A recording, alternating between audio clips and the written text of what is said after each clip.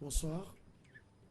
Euh, Bienvenue, Monsieur Aliou Cissé, entraîneur de l'équipe nationale du Sénégal, à cette conférence de presse d'après-match, match numéro 49, demi-finale Coupe d'Afrique des Nations, un match que votre équipe vient de gagner à l'instant.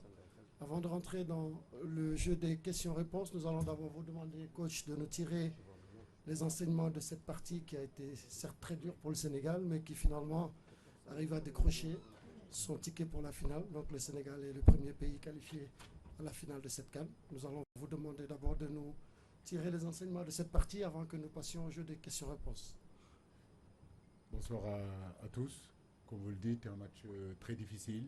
Mais bon, féliciter vraiment cette équipe burkinabèse qui nous a.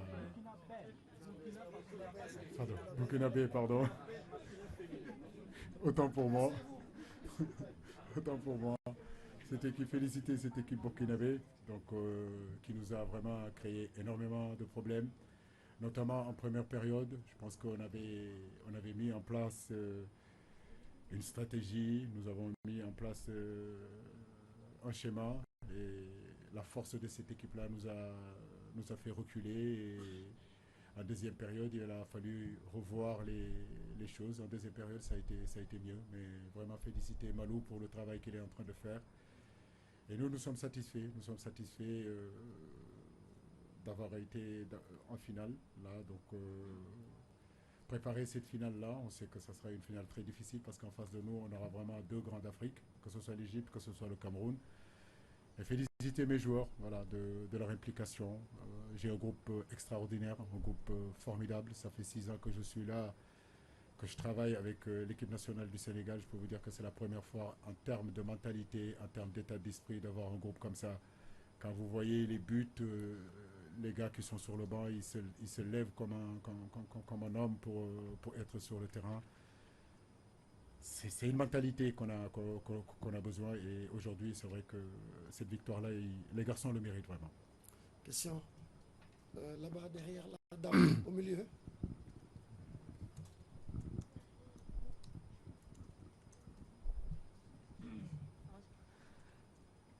Hello, Coach. Thank you very much and congratulations. Just wait a second.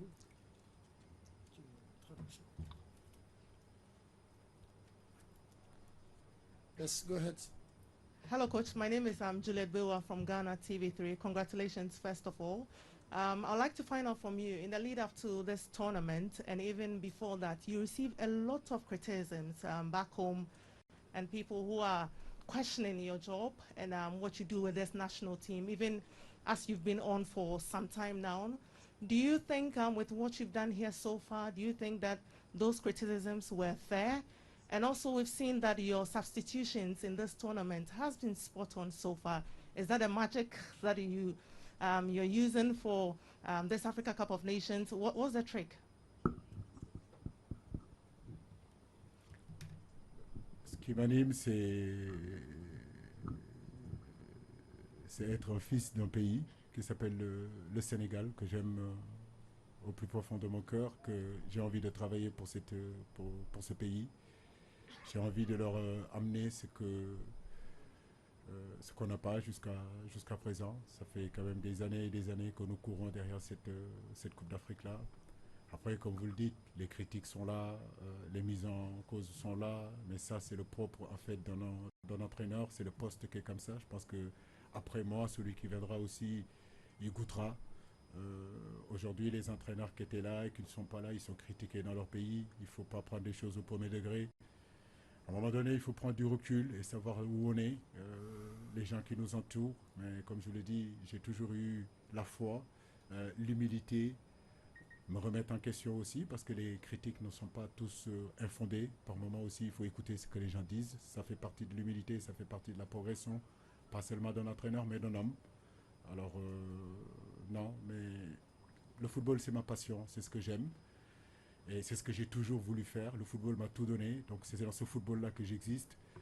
Il faut accepter que le football n'appartient pas seulement aux sélectionneurs, surtout la sélection de l'équipe nationale du Sénégal appartient à 17 millions de Sénégalais qui ont leur mot à dire. Les journalistes sénégalais ont leur mot à dire aussi, mais on écoute et on prend ce qu'on a à part et on avance. Être en finale aujourd'hui ne veut pas dire qu'on est les meilleurs. Ça, je voudrais le dire. On a encore cette humilité-là. Il nous reste un match. On n'est pas venu ici seulement pour jouer une finale. On est venu avec toute modestie vraiment pour gagner une finale. Donc on va récupérer pour préparer cette finale-là.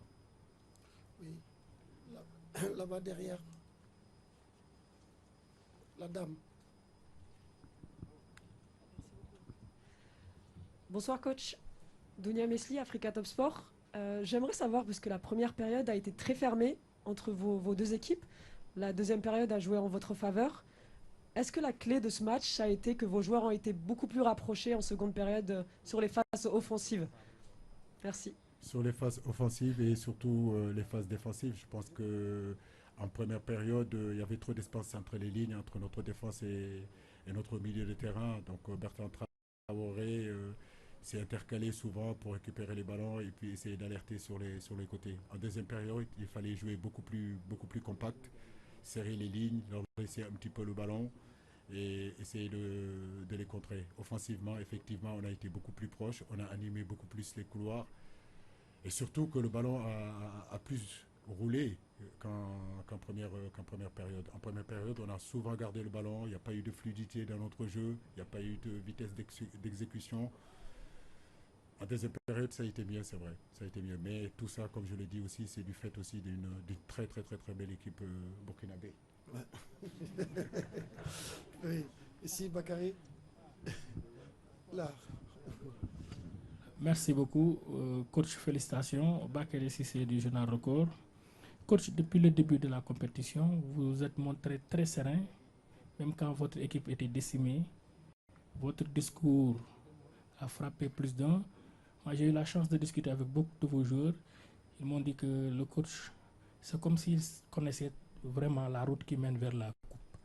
Est-ce que vous pouvez nous le confirmer? Depuis le début de la compétition, vous vous êtes dit que quelque part vous y arriverez, vous connaissez déjà le chemin?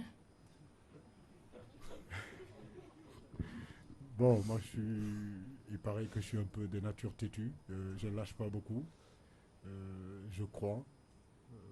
Je crois qu'aujourd'hui, nous avons vécu des moments très difficiles. À mon briefing de match, j'ai rappelé à ces garçons-là d'où on venait. Depuis le 27 décembre, il y a eu des cas Covid, des garçons qui sont restés à Dakar, 4, 5, 6 jours, 7 jours qui sont restés. Croyez-moi, quand on a préparé le match contre la Guinée, il a fallu que je prenne les intendants, il a fallu que je prenne les médicaux pour pouvoir constituer une équipe qui fera l'opposition. Donc tout ça, on vient de loin. Mais oui, 6 ans à la tête d'une sélection aussi, on apprend. Quand vous faites plus de 70 matchs à la tête d'une sélection, oui, vous apprenez aussi. Le chemin, je ne dirais pas que je le connais, mais aujourd'hui, l'expérience que j'ai me montre que dans les moments difficiles, il faut rester serein, il faut rester calme, il faut remobiliser et protéger ses joueurs. C'est tout ce que j'ai fait parce que les joueurs, c'est important de les protéger. Les critiques, c'est pour moi, mais eux qu'ils jouent, c'est ce que je les ai toujours dit. Jouez, laissez-moi les critiques et soyez performants. Et c'est ce qu'ils ont toujours fait. Je suis vraiment très fier de ce groupe-là, mais vraiment très fier. Oui, là devant, Hervé. Ici.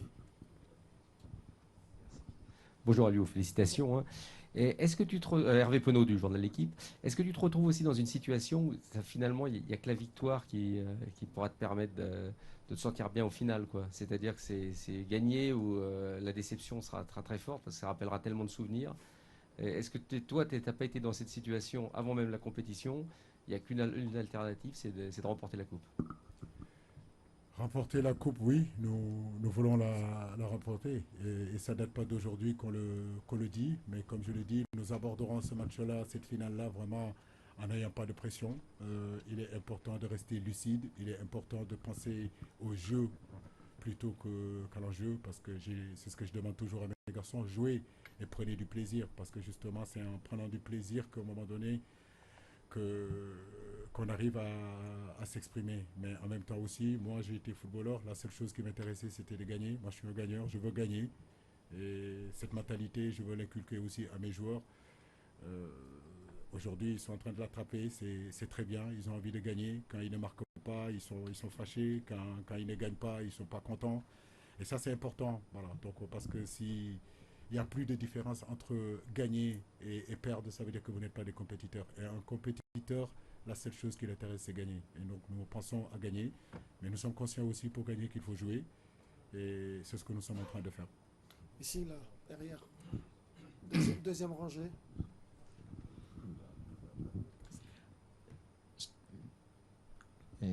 Satish Shekhar, Empowers Magazine. As you said, you have been in charge of Senegal for 6 years now, and a large amount of that time you've been the #1 ranked team in Africa. You've reached the final of AFCON last time, and you've reached it again. Is there now pressure on you, personally, that is, you feel it, to take it to the next level, which is to win the first Africa Cup of Nations for Senegal? Thank you, Satish.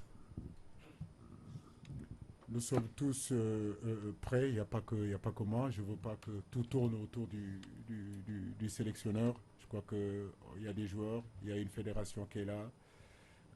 Nous travaillons tous en amont. Les journalistes sénégalais sont là aussi, ils veulent aussi. Donc on peut dire qu'ils sont sous pression aussi parce qu'ils ont envie de gagner. C'est l'ensemble du pays aujourd'hui qui a envie de gagner cette coupe-là. Et comme le disait la chanson de Liverpool, Never Walk Alone, nous on ne marchera jamais seul. On a vraiment du monde derrière nous, on le sent. Et cette pression-là, je veux dire, c'est une bonne pression pour nous. Nous avons bataillé pour être là où nous sommes aujourd'hui. Après, comme je dis, les gens s'amusent à nous faire peur, à nous mettre la pression, mais nous savons aussi faire la différence entre ceux qui parlent pour nous mettre la pression et ceux qui parlent vraiment pour nous faire avancer. Comme je l'ai dit, nous sommes très humbles. Voilà, nous savons que la bataille sera difficile dans cette finale-là, mais nous sommes prêts. Voilà, nous sommes prêts. Alors, on va prendre 2 dernières questions, en plus mettre fin à cette conférence de presse. Karim, je vois depuis tout à l'heure vous levez la main là-bas, et ensuite le monsieur là-bas, et on mettra fin à la conférence de presse. Merci. Bonsoir coach, par ici. Karim Baldé, TV5 Monde. Ça va et vous? Félicitations en tout cas pour cette qualification pour la finale. Merci. Je voudrais revenir sur le rôle de Sadio Mané qui a été élu homme du match aujourd'hui. Et c'est pas la première fois de la compétition. Un but, une passe décisive. On a l'impression qu'en plus du leader technique qu'il est déjà de toute façon avec le Sénégal, peut-être qu'il franchit un palier également au niveau mental, même pour tirer les autres joueurs, ses coéquipiers avec lui vers le haut. Qu'est-ce que vous en pensez de cela? Et au niveau mental, justement, vous avez déjà parlé pour la finale. Voilà, comment faire pour que vos joueurs soient dans cette mentalité de gagnant, comme vous l'avez décrit? Sadio est un compétiteur. Ça fait pratiquement 10 ans ou plus que ça qu'il est au haut niveau. L'équipe nationale, il le porte vraiment dans son cœur. Aujourd'hui, c'est un exemple, c'est un leader technique, mais c'est un leader social aussi dans les vestiaires. Aujourd'hui, c'est lui qui donne le tempo à l'équipe. Beaucoup de gens me reprochent que l'équipe nationale a une dépendance sur Sadio Mané. Mais j'ai envie de leur dire que nous, les coachs, nous constituons une équipe, en tout cas autour de nos grands joueurs et tous les. Aujourd'hui, nous avons constitué cette équipe nationale autour de Sadio Mané pour qu'il puisse s'exprimer totalement de la même façon qu'il s'exprime à Liverpool. Et pour cela, il faut jouer avec de l'intensité. Et quand il y a de l'intensité sur le terrain, Sadio Mané pourra s'exprimer. Sa mentalité est bonne, il est plein d'humilité et aujourd'hui, dans les vestiaires, tout le monde le suit. Voilà, il est écouté et c'est lui qui donne la ligne directrice. Et ça, c'est très intéressant pour un entraîneur d'avoir un joueur comme ça dans ses vestiaires. Allez-y, derrière toi, Titi. Coach, my name is Mohamed Fajabari. In the 2002 Nations Cup in Mali, you lost the final to Cameroon. You are the captain of the team. And you are about to face Cameroon or Egypt, the two most celebrated, teams in the AFCON. Which one of these two teams do you prefer to meet in the final? Do you want to avoid Cameroon again?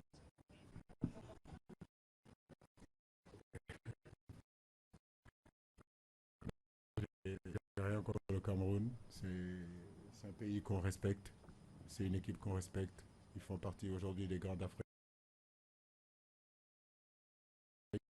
Même si nous n'avons pas encore gagné de CAN, aujourd'hui on ne peut pas parler du football africain sans parler du Sénégal. Ça c'est sûr et certain.